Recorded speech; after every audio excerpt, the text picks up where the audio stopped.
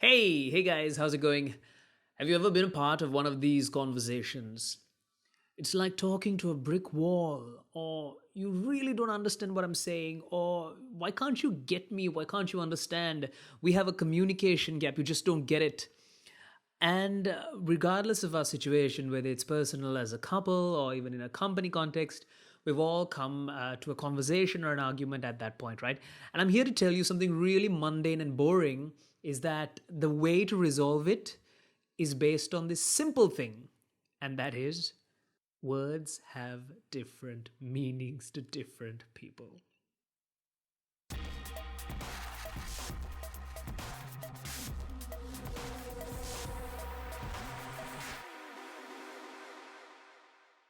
So, there are certain words that you can agree in general. If we say the word anger, two people can agree that anger roughly means the same thing.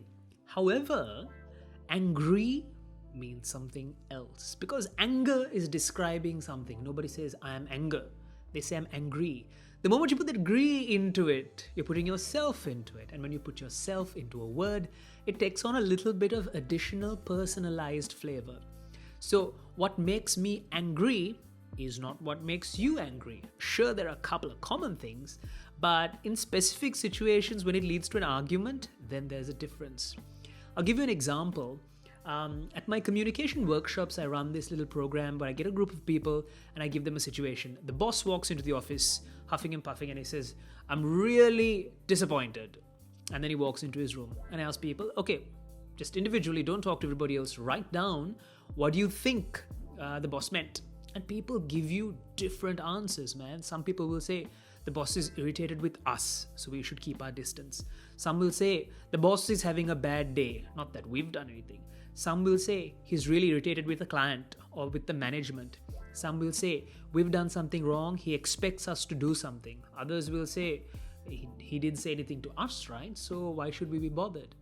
Now, the same word, I'm really disappointed, has different interpretations to different people based on how they view the word disappointed. Now, to understand this, you need to know that there are two types of words. One is an action-based word. Very simple, very straightforward. Bring me the cup. Done. Other is a feeling-based word. I'm feeling thirsty. What does it mean? Someone might assume, I'm feeling thirsty, so I'm going to get something to drink. I'm feeling thirsty, so I want you to get me something to drink. You see the misinterpretations there? I'll give you an example, right? Assume you're a couple and you have an argument and you say, I'm really irritated. Now, when you say I'm really irritated, you are assuming I'm really irritated, so why can't you do something about it? Or you might be saying, I'm really irritated, leave me alone. Or you might be saying, I'm really irritated, so let's talk about it and figure it out. While the other person who's hearing you say, I'm really irritated, they might assume, okay, so does that mean give you some space? Or does that mean that you're just feeling irritated in your own head and I haven't done anything wrong?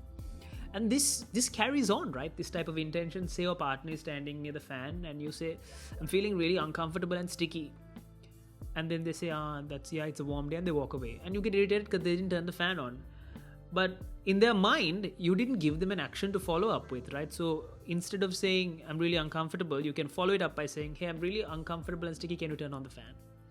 We need to reduce that space for assumption because that's that space where these misinterpretations, miscommunications occur and they escalate. Now, transfer all of this intention into an argument where the emotions are high and you're looking to make that point and you're looking to prove something and you're looking to, maybe in some instances be the winner. In those instances, it's full of think, feel type words. You're asking for shit, right? So in those situations, I'm not saying to be all methodical and logical and mechanical like a doctor and say, right, let me now figure this out. What are you exactly feeling? I'm not saying that, but go through the stage of where you're just yelling and getting all that out of the way. And when you get to that stage in the argument where you're thinking about, okay, now we need to resolve this, then you start asking those questions. What do you mean when you say this word? What do you intend when you say this word? And then we've all gone through this where we get to that moment like, oh, that's what you meant. So that's what you're trying to say. "Oh, do you mean this?" And then we're like, "Why didn't you say that all along?" But in reality, in their head, they say, "That's what I've been saying." So those words like, "Why didn't you say that all along? That's what I've been saying." That's where that little gap exists, because it's not that you don't understand the person, it's that words have different meanings for different people. So, simple things that you can do, two very simple things. Number one, focus on outcomes, focus on the action. So, if you're irritated, what do you want me to do? So, if you're uncomfortable, what do you want me to do? So, if you don't feel so good about something, what do you want me to do? And it's those do things that track back to resolve those feel things, right? That's number one.